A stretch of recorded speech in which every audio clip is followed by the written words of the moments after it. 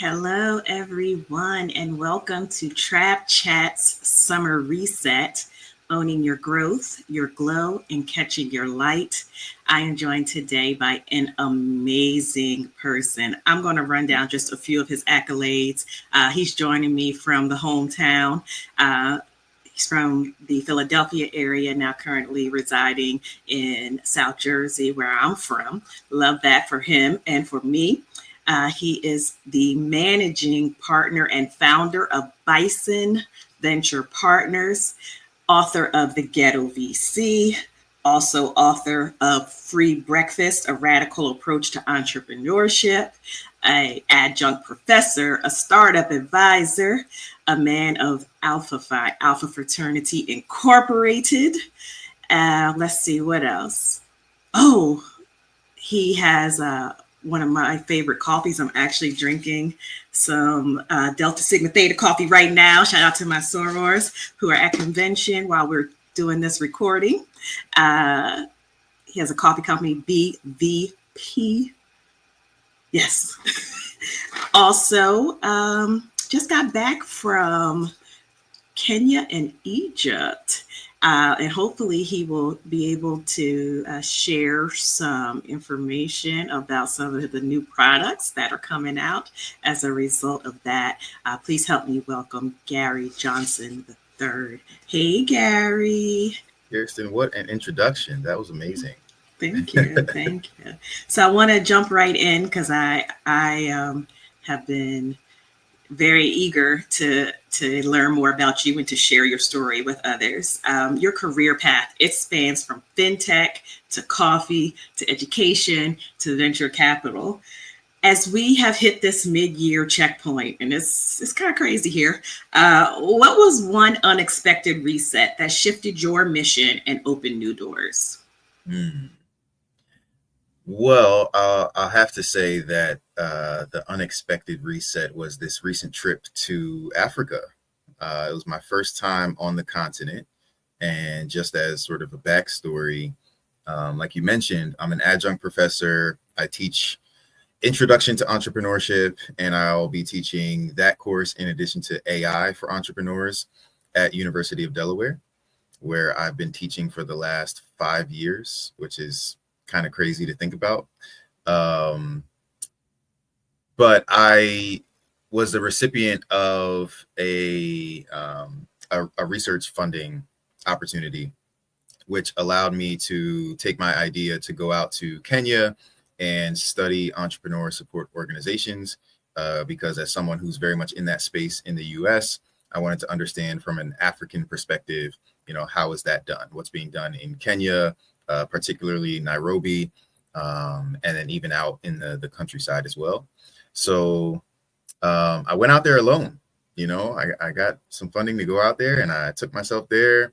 And I had plans to interview a bunch of individuals just about how their organizations support local entrepreneurs, whether they're in the technology space or more traditional, brick and mortar types of businesses, or even agricultural based businesses. And what I found was, just stepping foot in the motherland, I was welcomed with open arms, and it was really like a homecoming that I didn't plan for. There was so much love, so much peace and happiness and just community that I didn't realize I was missing in my life, and sort of just in general in the US. It really reset my perspective as it relates to business ownership and value creation, right? Like in the West, as we call it, it's very, based on capitalism. It's based on consumerism, and in Africa, it was more so based on just service to your community, to your tribe. It's not about taking as much money as you possibly can from other people. It's about just providing for others. And when you create value for others, you're able to provide for yourself and your family. So that was a really great reset for me, just reframing my perspective, like I said. And then, it's just guiding me in how we build our business moving forward. I love that.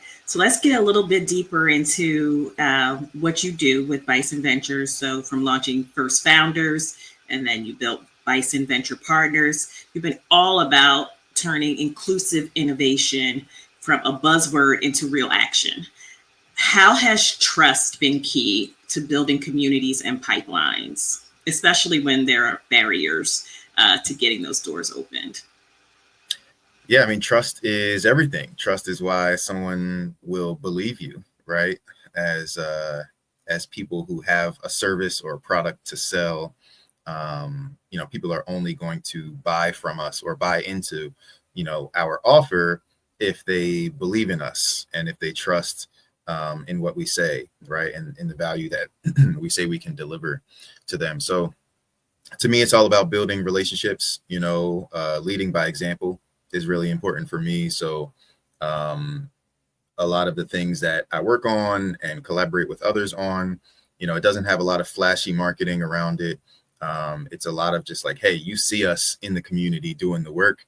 And therefore, when we tell you, there's a new product we're selling that has a mission behind it or a new program that we're running, the community tends to just show up and support and want to be a part of things because they've seen the track record, right? And they trust that, hey, if I work with these people, I'm in good hands because I've seen what they've done in the past.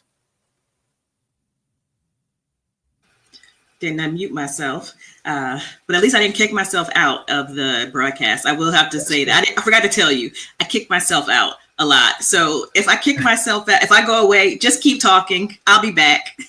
Sounds good. I'll be here. Okay. You often say that access to networks is just as critical as access to capital. As you've navigated spaces that are historically resistant to equity and inclusion, how have you been intentional about building the right relationships? And then just as importantly, how have you learned to move away from relationships that no longer serve your purpose and protect your glow? Yeah, I mean, I've learned it as I've gone along. So, over time, you start to see, you start to learn that all good money or all money is not good money, right? So just because someone is an investor or they are a funder, it doesn't mean that they're the right funder or investor for you. It also doesn't mean that they're even interested in funding your project or your venture, right? So you have to do your own due diligence of understanding who people are, right? The people behind these organizations and companies, corporations that you may want to get, capital from or some resources from. And you have to see, what values do they align themselves with?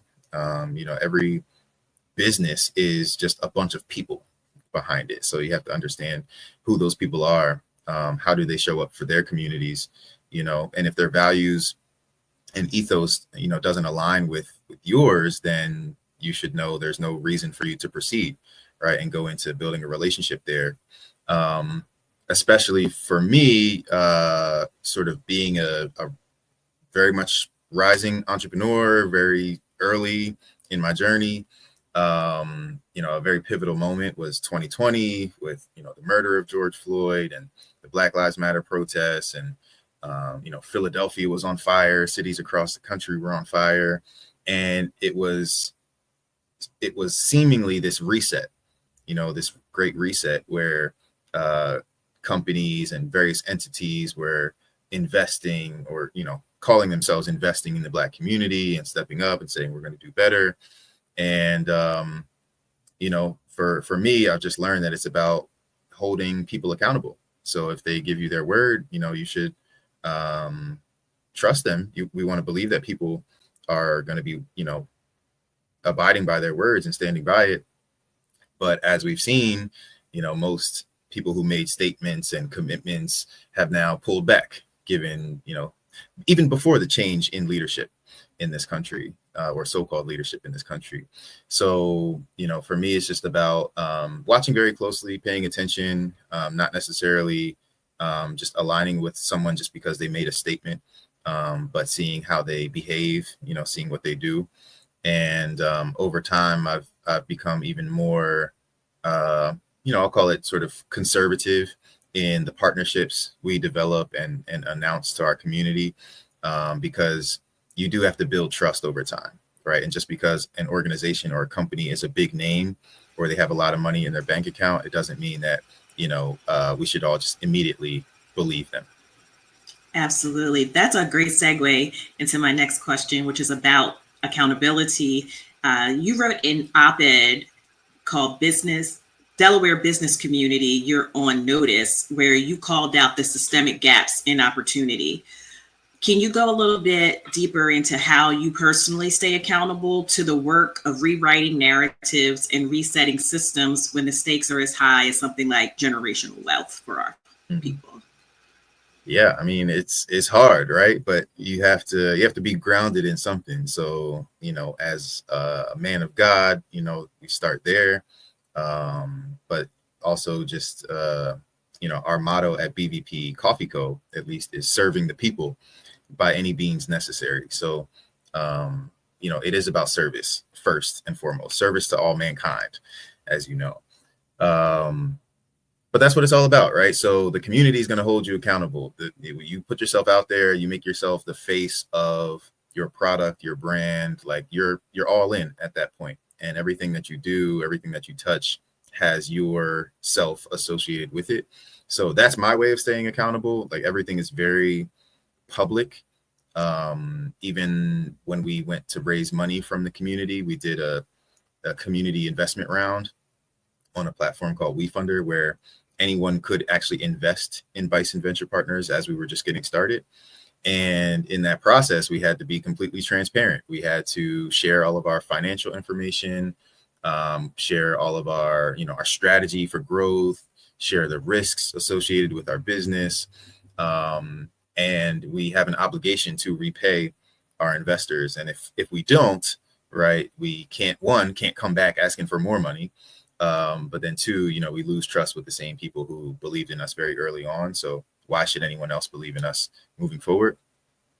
And like I said, I'm learning as I go. So I continue to just share just thoughts and feelings.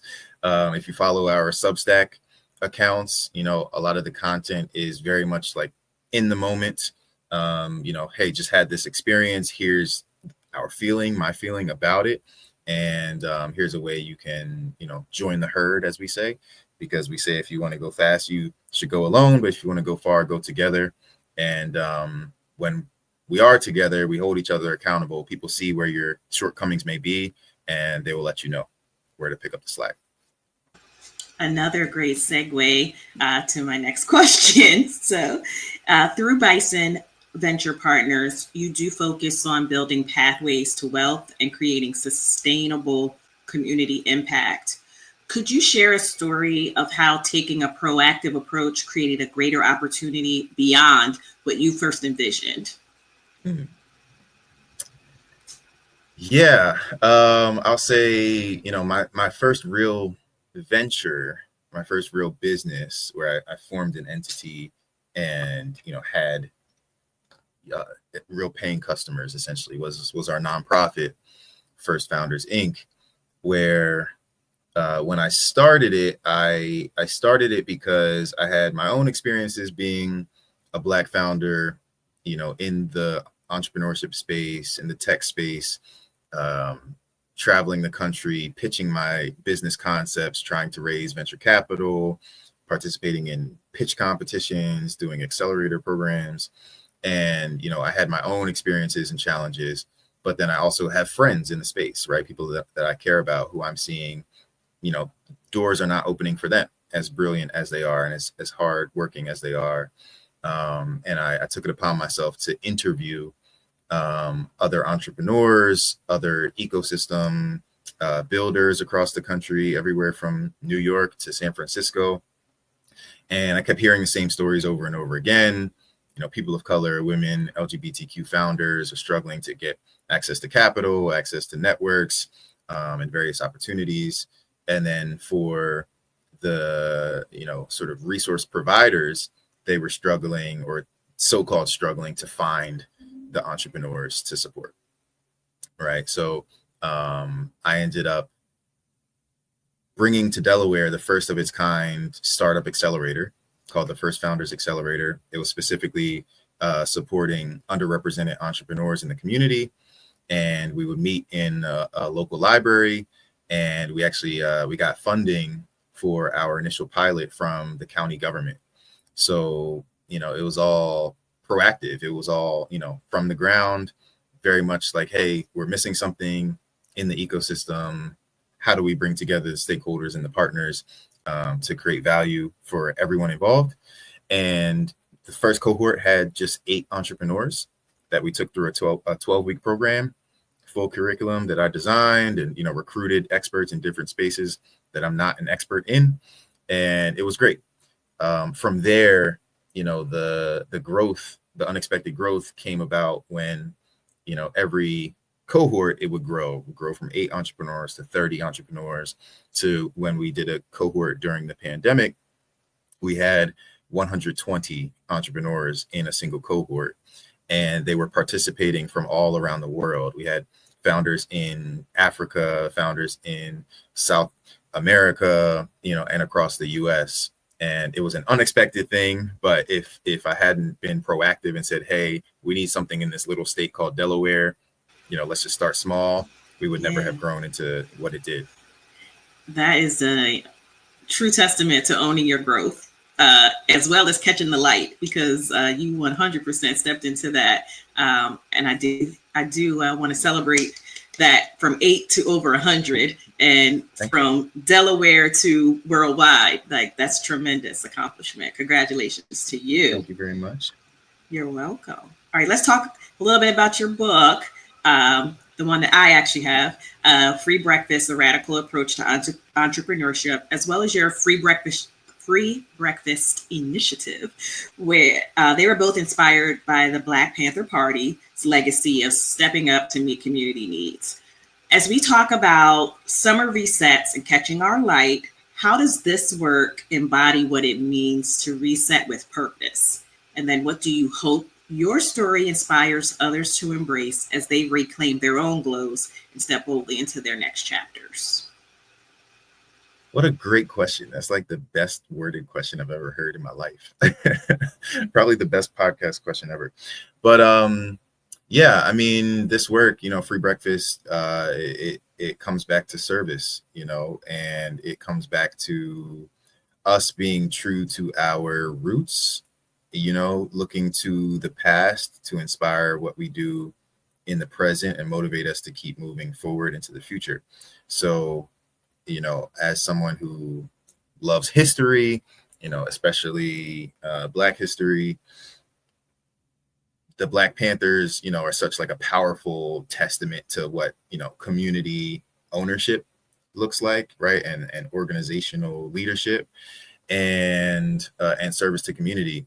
And, their work with the Free Breakfast program was so powerful, that the federal government ended up instituting, their own version of free breakfast based on what they observed, that this small group called the Black Panther Party was able to achieve in local communities. So, I think for all of us, as we think about resetting, especially in this age of AI, for me, it's not about artificial intelligence, because I think for many people, we're tired of the artificial, we're tired of the fake. It's about leaning into our ancestral intelligence and realizing that we are just we're on a collective journey, and it goes in cycles. So every generation we can find, a similar situation, and we can see, okay, what did the Black community do in that moment? And, if we look at the 60s, we can see the Black Panther Party. But then even further back, and going back to Africa, which, has always been here and very much had many things going on in the 60s as well, which we are never taught about, right? There are traditions and practices, and there's a heritage there that we can learn from. And if we just reach back and like open our eyes and allow ourselves to realize that, in America, we don't have it all figured out. And when we go back home and we go internally, and think about, where we come from, many of these challenges already have solutions that can be natural solutions, that are community-based solutions. And we just need to seek those things out, right? So that does require us sort of taking more time to ourselves to be introspective, also taking more time to learn from history, taking time to get out into nature. And so with the book, Free Breakfast, A Radical Introduction to Entrepreneurship, the bulk of the book is actually a compilation of different blog posts and op-eds that I've put out there in the span of my journey thus far. So I didn't know I was writing a book. I would just write blog posts on occasion when I felt like writing something, and I'll put it out on Twitter or put it out on LinkedIn, put it out on my newsletter, whatever. And just last year, I decided, you know what, I'm going to pull this all together, because as I'm studying history and I'm looking at what others are writing and things like that, I'm like, this is what they would do, right? This is what Du Bois would do. This is what Frederick Douglass would do. This is what, Kwame Ture would do. They would speak truth to power, and they would share it, right? And for those that it resonates with, that's your tribe, that's your community. For those who it doesn't resonate with, so be it, leave that be. It's okay. But I found that as I would put my words out there, people would constantly say, I connected with that, or like, that's exactly how I've been feeling recently. So I feel like I have an obligation to share it, and putting it all into a book. And then sort of towards the end of the book, adding more guides and blueprints for how people can take agency, in their lives, particularly through entrepreneurship. I think that's a really powerful combination, combining an Afrocentric approach to, a community-based business. And we're building out a youth entrepreneurship program where we're going to we're building a curriculum around the free breakfast model, the content I've put out there. But then, like I said, I'm still studying, still learning. So trying to figure out best practices. And we're going to teach the youth how to be entrepreneurs, how to solve problems. But we want to reset and reframe it from a perspective of, it's based on service to your community. It's not based on exploiting people and trying to take as much money as you can from someone else's wallet. But again, how do we look at Afrocentric approaches and apply that to business ownership and wealth creation? So very much a work in progress, but that is sort of everything with me. Is like, we're building it as we go, we learn as we go, and we just need more examples of people that look like us doing business at a high level in a way that is in service. That's why I put my face on my books, because I'm like, I want you to know a Black man wrote a business book. I want you to know a Black man wrote an investing book, and I think it serves as a reminder for a lot of people of what's possible.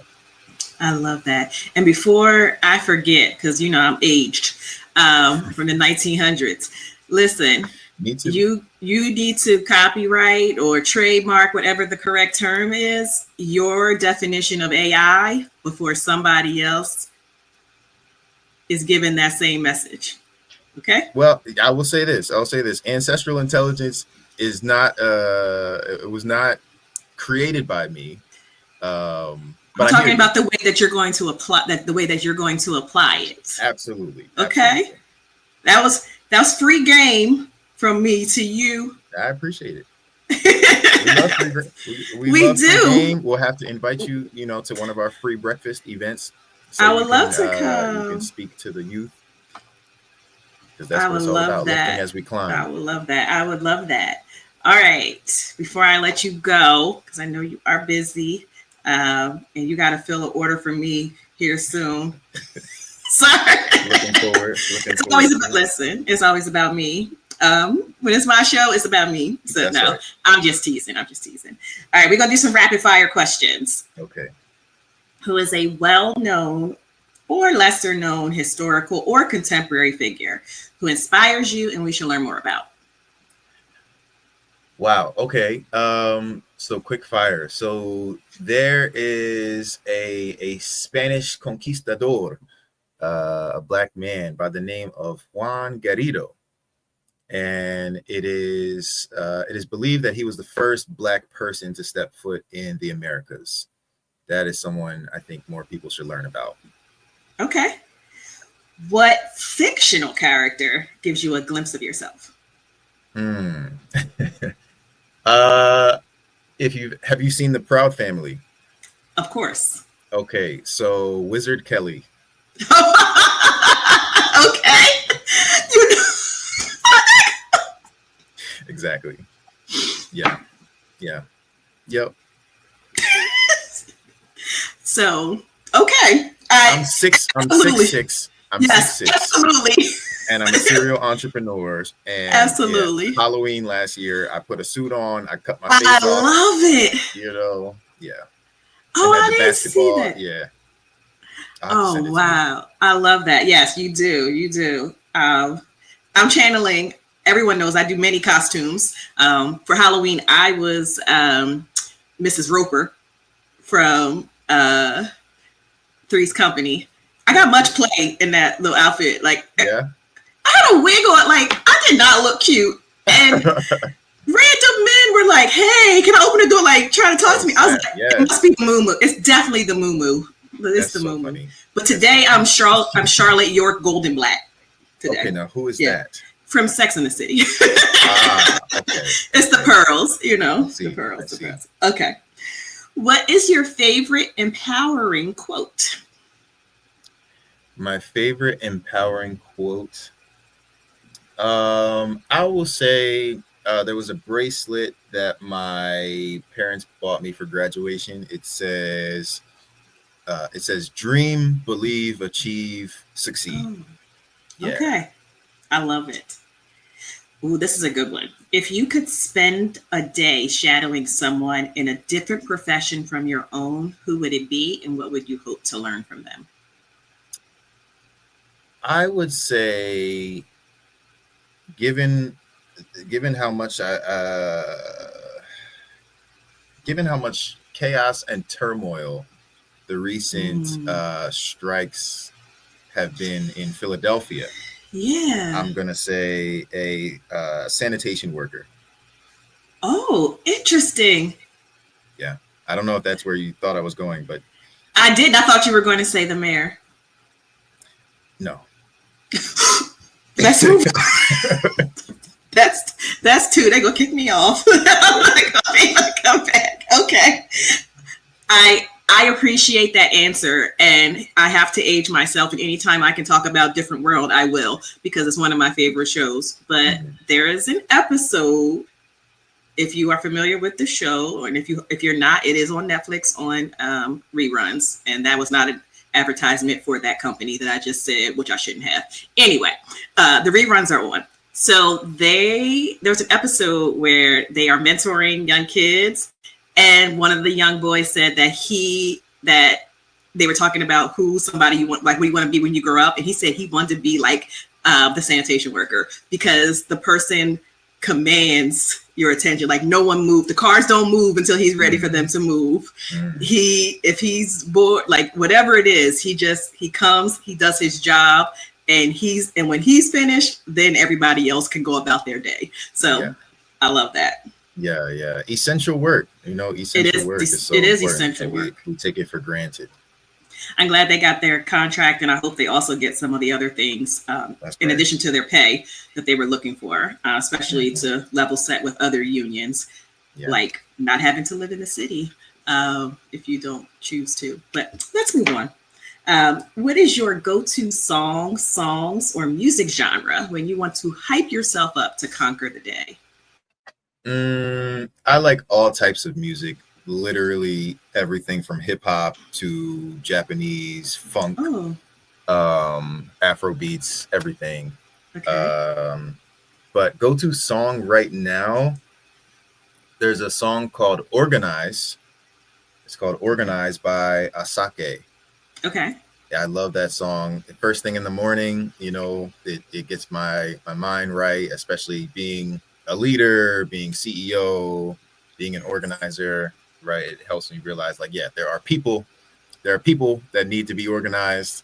The people they need free breakfast, right? Free breakfast is sort of like the way that we start the day, by serving the people. But then also I have to organize myself. I have to get myself together. I have to make sure my space is clean, and everything is where I need it to be. I love it. I love it. What is the best piece of career advice you've received that you would give to your early career self? The best piece of advice would be that winning is defined by the victory conditions. I learned that Ooh, on a hackathon on a bus. We were on nice. a hackathon on a bus from Harlem, New York, to New Orleans, Louisiana, Oh, wow. and yeah, it was an adventure. That's a long But ride. yeah, but it was so amazing. It was like it was a tour of Black communities along the way as well. So it was really great. But that really shifted my perspective in realizing, what, like, we control our destiny, right? Like, I am the master of my fate. I am the captain of my soul, and no one else can tell me what success looks like, right? Like, I have to define Yes, that for myself. absolutely. Okay, that's two. You're hazing me. You know that, right? I'm not doing that. We are not. We do not haze. We do It's not okay. haze. Time out. I mean it in a playful way. I understand. Yeah. Again, I'm an elder, or I'm an older. I should say I'm an older. I'm not elder Mhm. yet. Elderly. Anyway, if you wrote a book describing your career so far, what would the title be? Just talking about your career. Just talking about my career, Yeah. love and coffee. Oh, two things. I will Yeah. buy it. So, you got the outline together I'm already, working or on it. I actually am. good? I'm working on it. All Not right. Well, rushing it. okay. Yeah, Well, I'll give you 2 years. How about that? I All right. appreciate it. Okay. Before I let you go, please share any upcoming projects or initiatives that we should be on the lookout for. Yeah, so definitely be on the lookout for our free breakfast podcast. We want to serve the people wherever they are. So, we do a bunch of pop-ups, we do experiences locally in the Philadelphia area, even in DC, in Dallas, where my business partner is. But even in Africa, being in Kenya, being in Egypt, you Yeah. know, people there are hungry as well, right? And there's a way to connect it all and tell a story from a global perspective. So we're going to use technology, right? Lean into that and be innovative. And so we're going to launch that. So definitely subscribe to our newsletter on Okay. Substack. So if anybody's on Substack, you can follow us at BVP Coffee Co. And everything's going to be right on that same platform. Okay. And if you see it scrolling, definitely also go to the website, bisonventure.partners, on social media at bisonvp and at BVP Coffee Co. So you could pick up some of the new drops, which I just saw. I'm so excited. And I got to give me some. Now, I said I was going to let you go, but pay me equity or pay me in equity, Yeah. however you'd like to read that. Is that one of your shirts? It is, yes. It's available in our It's online available. store. Yeah, Okay. bvp.coffee. You can make that purchase either for a shirt or for a mug. We do have Both. free. Yeah, hey, we got the whole package. Free Yes. shipping with the code 1867. Okay. But yeah, pay me in equity. If you've heard Beyonce, if you're a Beyonce fan in the Beehive, you've probably heard her say it. But pay me in equity is what we're all about. So literally, for us, it's about combating the generations of inequity, right, Mm-hmm. that we've had to endure and replacing it with equity. So when we say pay me in equity, we want to cross out the in, just make it Yes. equity. But Yes.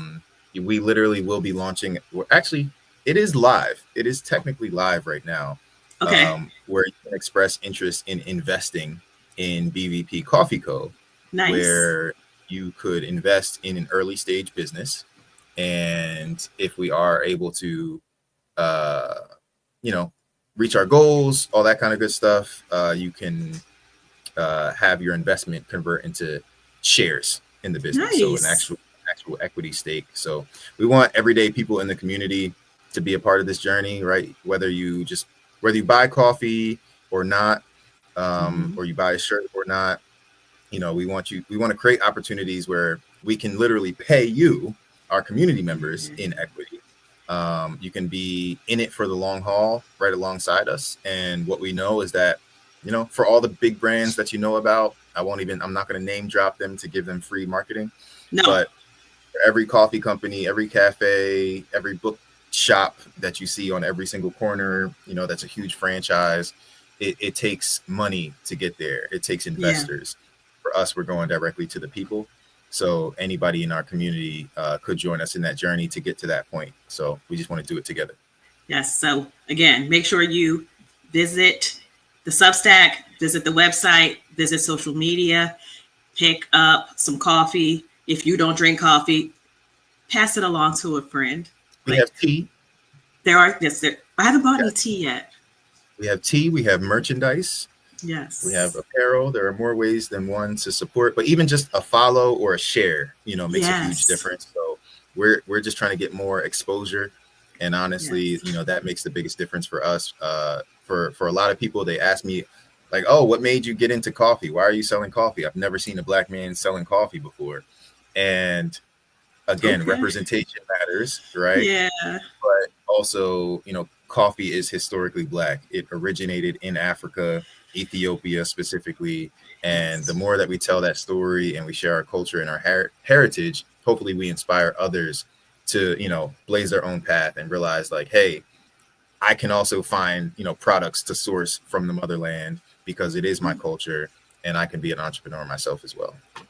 I love it. I want to thank you so much for taking time out of your schedule to come and talk to me and to share your story and to just you continue to inspire me. I've been smiling all day. I'm done for the month now. No more smiles for me. So if you see me, don't ask me to smile. I'm teasing. And make sure you, audience, again, go visit Bison Ventures partners at Bison VP and at BVP Coffee Co. And then come back for another episode of the Summer Reset, owning your growth, your glow, and catching your light. Thanks, everyone. Thank you, Kirsten.